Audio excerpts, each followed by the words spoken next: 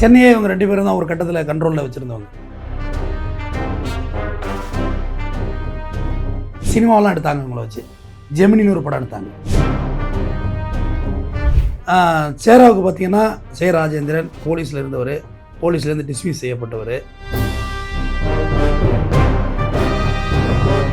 அப்போ சேராவோட சித்தப்பா சுப்பையா வந்து பார்த்தீங்கன்னா பெரிய டான், வடசென்னை பயங்கரமான டானாக இருக்கும். உண்மையாகவே வட சென்னை அப்படின்னு சொல்லி ஒரு படம் வந்துச்சு இல்லையா? அந்த படம் வந்து உண்மையாகவே வட சென்னை நடக்கிற விஷயங்களை தான் காட்டுச்சா? அவர் ஆக்சுவலாக மயிலை சிவகுமார்கிட்ட கதை கட்டி இருந்தார். மெட்ராஸ்னு ஒரு படம் வந்து பெஸ்ட்டு ஸ்க்ரீன் பிளே, நான் இல்லைன்னு சொல்லவே இல்லை, நல்ல படம். ஆனால் அதில் அந்த மக்களை வந்து அந்த அந்த அந்த மக்களை வளர விடாமல் அங்கனக்குள்ளேயே பிரச்சனை பண்ணிக்கிட்டு இருக்க மாதிரி தானே காட்டுறாங்க. புதுப்பேட்டை, பொல்லாதவன்லாம்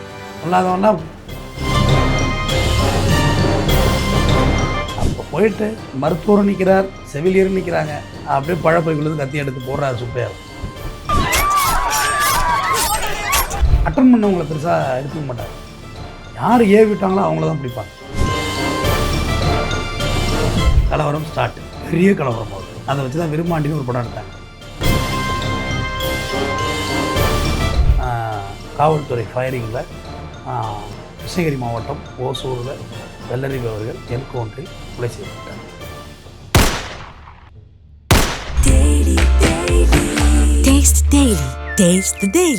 ரிஃப்ளெக்ட் நேயர்களுக்கு வணக்கம். இன்னைக்கு நம்ம கூட அட்வொகேட் தமிழ்வேந்தன் அவர்கள் தான் இணைஞ்சிருக்காரு. அவர்கிட்ட பேசுறதுக்கு நிறைய முக்கியமான விஷயங்கள் இருக்கு, வாங்க பேசலாம். வணக்கம் சார். வணக்கம். நம்ம வந்து முன்னாடி பார்த்தீங்கன்னா நிறையா ரவுடிஸ் பற்றி, நிறையா குற்றங்களை பற்றி பேசிகிட்டு இருந்தோம். இப்போ சமீபமாக நம்ம நிறையா வந்து இப்போ நடக்கக்கூடிய விஷயங்களை வந்து பேச தொடங்கிட்டோம். அப்படிங்கும்போது நம்ம திருப்பி ஃபர்ஸ்ட்லேருந்து ஸ்டார்ட் பண்ணலாம் அப்படிங்கிற மாதிரி இன்னைக்கு வந்து நம்ம என்ன ரவுடியை பற்றி பேச போகிறோம் அப்படிங்கிறது. நீங்கள் வந்து ஒரு ரவுடி இல்லை, 2 பேரை பற்றி பேசலாம். சென்னையே இவங்க 2 பேரும் தான் ஒரு கட்டத்தில் கண்ட்ரோலில் வச்சுருந்தவங்க. ஒருத்தர் சே ராஜேந்திரன், அதான் சேரா. இன்னொருத்தர் வெள்ளை ரவி. இவங்க 2 பேரை பற்றி பேசலாம். இவங்களை பற்றி சினிமாவெலாம் எடுத்தாங்க இவங்கள வச்சு. ஜெமினின்னு ஒரு படம் எடுத்தாங்க. அதில் சியான் விக்ரம் அவர்கள் ஒரு கதாபாத்திரமும், மறைந்த நடிகர் கலாபவன் மணி அவர் ஒரு கதாபாத்திரமாகவும் இருப்பார். அதுதான் இந்த இவங்க லைஃப்பில் நடந்த நிஜம்தான் அது திரைக்கதையாக வந்துச்சு. இதில் என்னெல்லாம் நடந்துச்சோ அது எல்லாமே அதில் இருந்துச்சு, ரியாலிட்டியில் இருந்துச்சு. இந்த வெள்ளை ரவி இவர் பார்த்திங்கன்னா மொத்தம் 7 குண்டாஸ், 13 கொலை, 5 கொலை நேரடியாக செஞ்சுருக்காரு. இவர் தான் வெள்ளை ரவி. சேராவுக்கு பார்த்திங்கன்னா சே ராஜேந்திரன் போலீஸில் இருந்தவர், போலீஸ்லேருந்து டிஸ்மிஸ் செய்யப்பட்டவர்.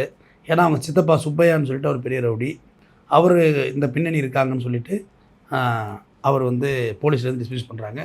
சேரா முக்குளத்தூர் சமுதாயத்தை சார்ந்தவர். வெள்ளை ரவி பர்மா ரிட்டன். இதுதான் இவங்களை பற்றியான அறிமுகம். வெள்ளை ரவி பார்த்திங்கன்னா ஒரு கட்டத்தில் வந்து பர்மா ரிட்டன்ஸ் வந்து இடதுசாரி சிந்தனை அதிகம் உள்ளவர். டைஃபில் இணைஞ்சு பணியாற்றார். மாணவர் கம்யூனிசம் இருக்குது இல்லையா, அதில் பணியாற்றினார். அப்படி சின்ன சின்ன தெருச்சண்டை இதெல்லாம் வருது அவருக்கு. வரக்குள்ளே அதெல்லாம் விரும்ப மாட்டாங்க கம்யூனிஸ்ட் வந்து, அதை விரும்ப மாட்டாங்க. ரவுடிசம், கொலை, அடித்தடி இதெல்லாம் அவங்க லைக் பண்ண மாட்டாங்க. ஏன்னா அவங்க பாலிசி அது கிடையாது. மனிதனை தாக்கிறதோ மனித ரத்தத்தை பார்க்குறதோ அவங்களுக்கு பிடிக்காது. அப்புறம் அதுலேருந்து விலகிடுறாங்க. அப்படியே சின்ன ஸ்ட்ரீட் ஃபைட்டராக அப்படியே இருந்துகிட்டு இருக்கார். அப்போ பெஞ்சமின் ஒரு டீம் இருக்குது. அந்த பெஞ்சமின் டீமுக்கும் சேரா டீமுக்கும் தான் பிரச்சனையே. 2 டீமும் மாறி மாறி மாறி மாறி பிரச்சனை ஓடிக்கிட்டே இருக்குது. அப்போ தான் பெஞ்சமின் நல்ல பவராக இருக்கார். அப்போ வெள்ளை ரவி அவரோட ஒரு சின்ன கான்டாக்ட் கிடைக்குது, ஒரு தொடர்பு.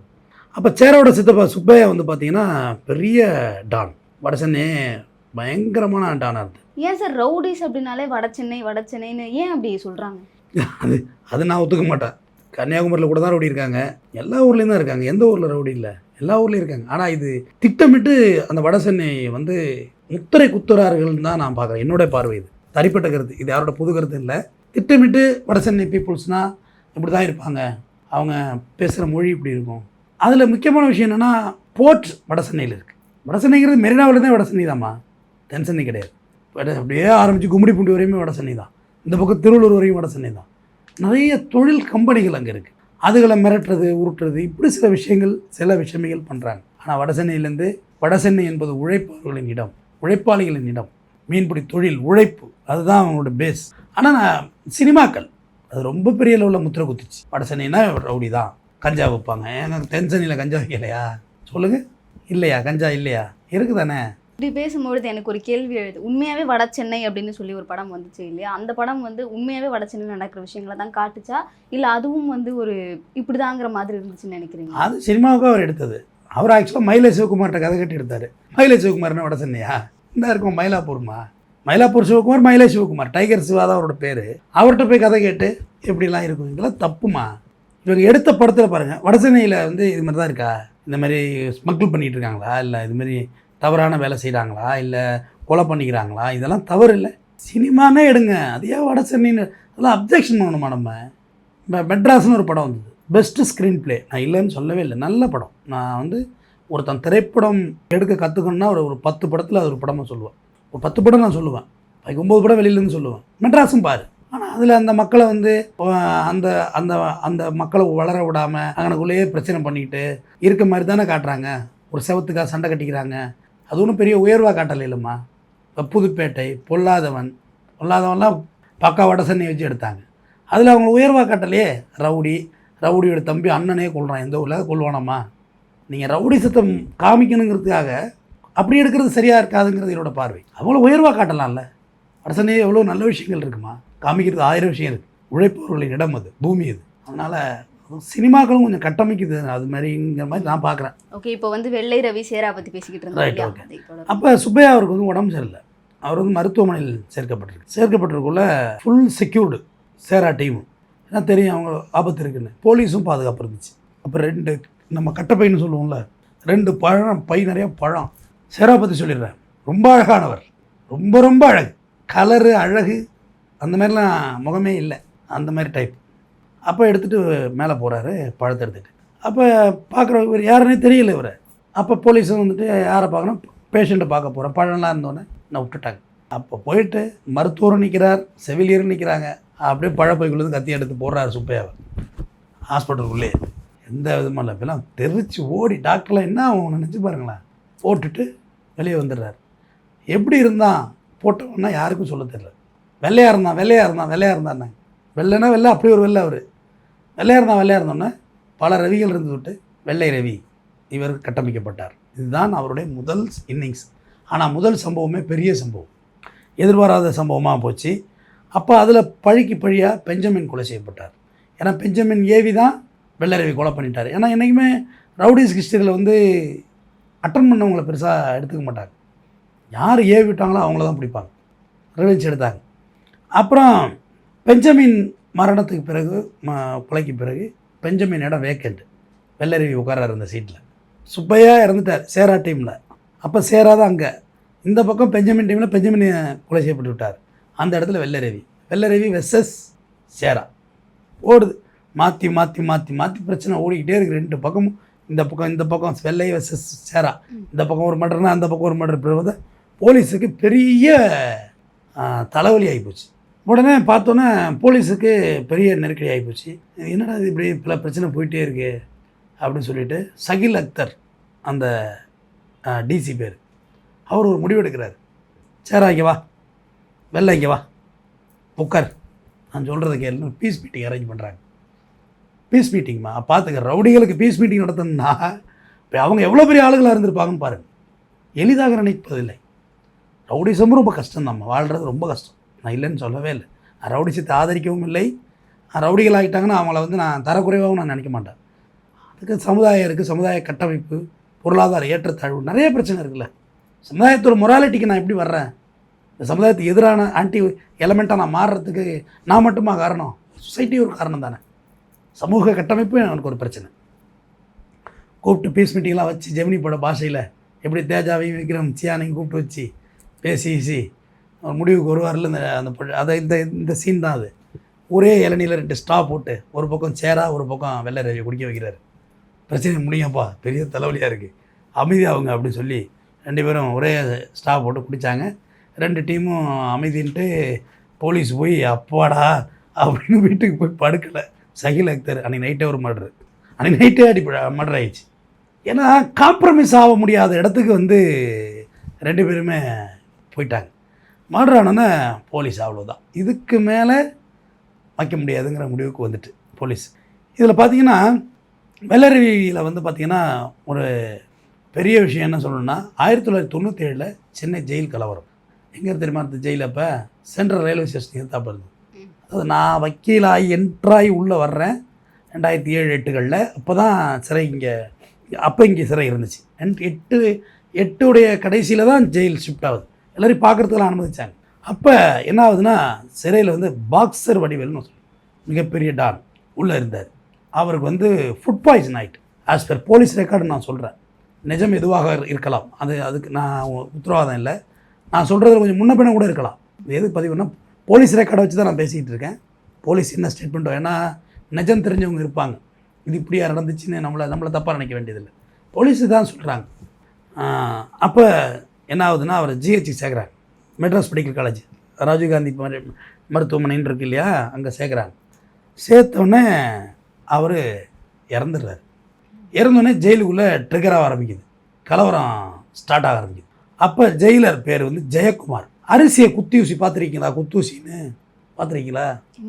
ஒரு வாட்டமாக இருக்கும், ஒரு சின்ன பள்ளம் இருக்கும். அதில் இப்படி அரிசி மூட்டையில் குத்திட்டு இழுத்திங்கன்னா அதில் கொஞ்சம் அரிசி வரும். ஆனால் அதுக்கு பிறகு மூட்டையிலேருந்து பொத்துக்கிட்டு ஊற்றாது, அரிசி கொட்டாது கீழே. அதான் அந்த குத்தூசி. இழுக்கக்குள்ளே அந்த நூல் அப்படியே மிங்கிலாயிடும். அரிசி வெளியே வந்தோன்னா நூல் தையல் போட்ட மாதிரி பிடிச்சிக்கும். அந்த குத்தூசி வச்சு குத்தி பார்த்துட்ருக்காரு ஜெயிலர் ஜெயக்குமார். என்னடா அது, ஏன்னா பிரச்சனை ஆகிட போகுது, இது வேறு எதாவது ஃபுட் பாய்சன் வச்சுட்டாங்களா, பாக்ஸர் வடிவில் பெரிய வாண்டடு அப்படின்றது மாதிரி பார்த்துட்டு இருந்தார். அப்போ வெள்ளை ரவி அவர்கள் கிருஷ்ணாயில் எடுத்து ஊற்றி ஜெயக்குமார் அவர்களை எரித்து கொலை செய்கிறார் ஜெயிலில். கலவரம் ஸ்டார்ட், பெரிய கலவரம் ஆகுது. அதை வச்சு தான் விரும்மாண்டின்னு ஒரு படம் எடுத்தாங்க. அதில் அந்த கடைசி கிளைமேக்ஸ் ஜெயில் சீன் எல்லாமே இந்த கதை தான். மிகப்பெரிய லெவலில் அந்த கலவரம் நடந்தேறியது. கிட்டத்தட்ட 20க்கும் மேற்பட்ட காவலர்கள் துடிக்க ஒட்டச்சி நிறவப்பட்டார்கள். அக்யூஸ் சைடு அது மாதிரி பண்ணாங்க. ஆனால் அந்த கலவரமே வெள்ளரவியை கொலை செய்வதற்காக தான் நடந்துச்சு. ஆனால் வெள்ளரவி ரொம்ப பாதுகாப்பாக ஒரு டாய்லெட்டில் இறங்கி லாக் பண்ணிட்டு உள்ளே இருந்துட்டாங்க. கடைசியாக வெளியே இருந்து ஃபோர்ஸ் வந்த பிறகு, போலீஸ் ஃபோர்ஸ் வந்த பிறகு வெள்ளரவி ஃபோர்ஸ்கிட்ட போய் சரண்டர் ஆனார். ஏன்னா தன்னை கொண்டு வாங்கன்னு தெரிஞ்சு போச்சு. அவர் தகவல் சொல்லிட்டாங்க, உன்னை போட போகிறாங்க இந்த கலவரத்தை வச்சுன்னு. அதை தொட்டு அவர் மிகவும் உஷாராயிட்டார். அந்த கலவரத்தை பார்த்திங்கன்னா தட்டு, அலுமினிய தட்டு, இதெல்லாம் தான் வெஃபன்ஸ். அதெல்லாமே சுருட்டி கத்தியாக மாற்றுறது, இந்த அரிசி குத்தூசி, இந்த பெரிய ஜாரணி இருக்குல்ல, அதில் கரண்டியோட முனி பக்கத்தை ஷார்ப்பாக அப்படி செதுக்கி குத்துறது, இந்த மாதிரி தான் பயன்படுத்தப்பட்டது. அது பெரிய கலவரம். நம்ம அதுக்கு பிறகு தான் புழலுக்கு மாறுது ஜெயிலு. ஏன்னா இங்கே இதுக்கு மேலே வைக்க முடியாதுங்கிறது தான் அப்போ கலைஞர் தான் கட்டினது. ஆசியாவிலே பெரிய சிறைச்சாலை புழல், அதிநவீன சிறைச்சாலை. ஆமாம், எல்லா இன்ஃப்ராஸ்ட்ரக்சரும் உள்ளது, பெரிய ஏக்கரில் இருக்குது. அப்போ என்ன ஆகுது, ஒரு கட்டத்துக்கு மேலே இந்த அன்றைக்கி நைட்டை சகில் அக்தர், அந்த இது வெள்ளரவியை பற்றி சொல்கிறதுக்காக சொன்னேன். சகில் அக்தர் இதை காம்ப்ரமைஸ் பண்ணியும் சரியாகலன்னொன்னே, இதுக்கு மேலே வைக்க முடியாது, சேராவையும் வைக்கக்கூடாது, வெள்ளரவியும் வைக்கக்கூடாது, போட்டுற வேண்டியதான் அப்படின்ற முடிவை காவல்துறை எடுத்தப்போ இப்போ சேராவுக்கு 2 பலம் இருந்துச்சு. ஒன்று ஜாதி பலம், இன்னொரு பலம் காவல் பலம். ஏன்னா காவல்துறையிலேருந்து வந்தவர், அவருக்கு எப்படி இருந்தாலும் அங்கே போலீஸ் லிங்க் இருக்குதான்னு செய்யும். அவங்கள வச்சு பேசி சமாதானம் பண்ணி நான் சென்னையை விட்டு வெளியாகிறேன். ஒரே விஷயம், இப்போ உயிரோடு தான் இருக்கார். தென் மாவட்டத்தில் பெரிய விவசாய இடம் வாங்கி விவசாயம்லாம் பண்ணிட்டு தான் இருக்கார். சிவகங்கை பக்கம் இருக்கிறதா சொன்னாங்க, அது எக்ஸாக்டாக தெரியல. அவர் வெளியாகிறார். பட் வெள்ளரவி போகிறதுக்கே இடம் இல்லை. காரணம், வெள்ளரவி ஒரு பெரிய தப்பு பண்ணார். என்னென்னா, வெள்ளரவி கல்யாணம் பண்ணது பெங்களூர் ராய்ச்சூரில். பெங்களூரும் தமிழ்நாடு தான் வெள்ளரவி முதல்ல ட்ராவல் ஆகிட்டு இருந்தார். ஆனால் பெங்களூரில் என்ன பண்ணுறாரு, மதச்சார்பற்ற ஜனதாதளம் எம்எல்ஏ வெங்கடாஜலத்தை கிட்னாப் பண்ணிடுறாப்புல.